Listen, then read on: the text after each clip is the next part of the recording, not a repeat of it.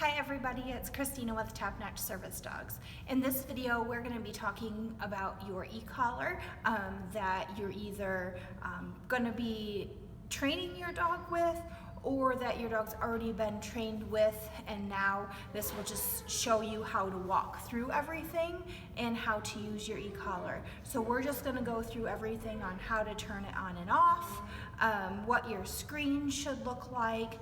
There's a light button on there, how to use that if you choose to use that, what the buttons mean, and we're going to go ahead and get started. And I'm going to just turn the video so you're going to hear me talking, but you're just going to be able to see the remote, because I think that'll be easier for you. All right, so the first thing that we're going to talk about is how to turn your remote on and off. So this is the front of your remote. So you're going to flip your remote over, and on the back you're going to see right here, on, off, and light. So you're going to hold this button right here down. So I'm going to hold it down and turn it over so you guys can see. So I'm holding the button down, lights up, and then it's on. Okay, so that's how you're going to turn your remote on and off. So to turn it off, same button right there, hold that button down, and it's going to light back up. And then it says off, and you can let go of your button. Okay, so that's how you turn your remote on and off. As far as your the collar that you put on your dog, you have a red button right there. It's a magnet. And then on your remote, you have a red button, and you're going to just match those two together. So you can do it up until you see a green light, and now your collar is on, flash green. All right, so just shut your collar off. Gonna match those two buttons together and see the red, and now your collar is off. Okay? All right, so back over to your remote. We're gonna turn it back on. So I'm holding the button down, so then we have it on. So the next thing we're gonna talk about is what your screen should look like. So you should see the 1D up there, that should be flashing. That just means one dog. Your number, here we go. Let me get this back. You should see a number right there. And then you should see a C. Okay, if you don't see that, you're going to flip your remote over, and where it says M and C, you're going to hold that button down until, sometimes it will beep on the newer remote. There we go. Now you have an M and a C. You don't want to see that, so you're going to hold your button down again that says M and C on the back until it beeps again. Now you just see the M. Then you're going to hold it down again until it beeps, and then you're going to see your C. Now this number here changes by this button here on the top. So this is how you're going to get your correction levels or your working levels, depending on what part of training you're doing with your dog. The 1D at the top, it should always be flashing. That's just showing you that you can change this number. If it is not flashing, so now it's not flashing. Now you're not able to change this number. Okay, so if that gets locked, all you're gonna do is push this right here. You're just going to push it down and hold it. And now you're gonna be able to change your number again, and that 1D starts flashing. So again, to change your M and C, there's a button on the back. You just hold it till you hear it beep. Okay, so that covers that. In the training that we're going to be doing with your collar, you're going to be using these two buttons here. So if you're training your dog yourself, you're using your black button for your working level, and then your red button we'll be using once you move on. If your dog has been trained with me, both of these buttons are your correction buttons. So you always start by using this one if your dog doesn't comply.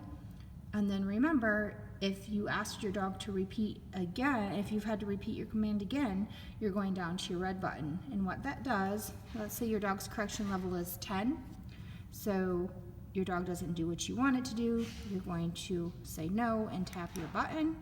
It's a correction level at 10. Let's say your dog continues to sniff the grass and not come to you when called, you're going to push the red button. You go up by 15, okay? The way that we have it set up is continuous. So both of these buttons, sorry, it's like you working with a mirror. Both of these buttons are going to be continuous. So you hold it down. There's a safety feature that won't allow this to stay on more than, I think it's 10 to 12 seconds. So as you see the red light and my finger's on the button, and then it goes off even though I'm still applying pressure to the button. And then the same thing with this, it's continuous, and then you hold it down for the 10 seconds. The reason I like it this way is because I can make it continuous where I hold it, or I can do it, make it momentary, excuse me, where I can just tap it. So you just get a quick tap. So that's why I like it set up like that, and then of course then you can get up 5 levels if you need to. So you're gonna be using your black and your red button. This button over to the side that is black that has a T on it. Let's see, let me turn this back on real quick. I'm going to put this down so you guys can see. If you happen to hit that, it vibrates your collar.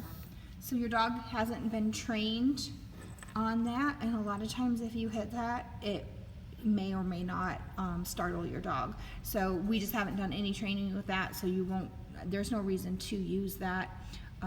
The only reason I ever use that is if I'm crate training a puppy, sometimes I'll put a bowl with some pennies and the collar in the top, and I can make it vibrate just to interrupt barking. But that's the only reason I would typically be using that. Okay, let's talk about, so that's your remote in itself. You know how to turn it on now, you know how to turn your levels.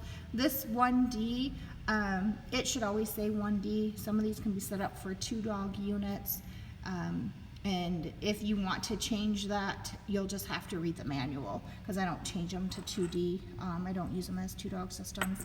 These collars are water resistant, in the collar you can take in the water, so your dog will be fine to swim in that, but you want to make sure you keep the charging ports closed. That's the other thing. This is where you charge your remote, so you're going to just open that up and you're going to be able to put your charger right in there, and then when you're done you're going to close that up. Okay, moving on to your collar. So same thing, here is where you're going to charge. That opens up. Your charging unit comes with 2 charging ports that you can put right in there, and then when you have this on your dog, you want to make sure you have that closed. These collars have a pretty cool feature on them, where this right here, if you have a dog that you send out, you know, in the backyard in the night, or maybe you're hiking, camping, something like that, it has a light feature. So on the back of your remote, where it says on and off, it also says light.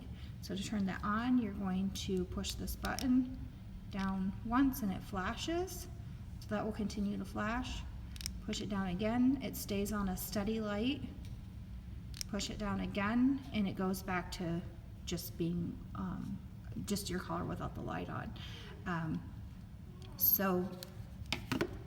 Other than that, with the prongs that are on there, if I've trained your dog, I've set you up with the prongs in the kit. There's a tool, I'll go grab that real quick, and you can change out your contact points or tighten these, but these will come on and off with the tool that comes in your Ecollar kit.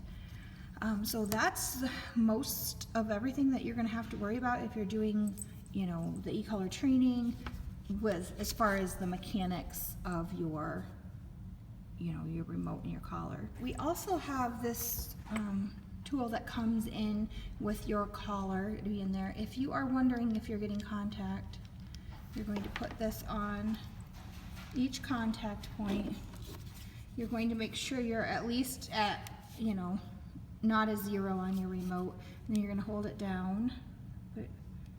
And if you see the light in the middle, it's flashing, that means that you're getting contact. Okay? So that's how you're going to check to make sure that you're actually, your collar's working.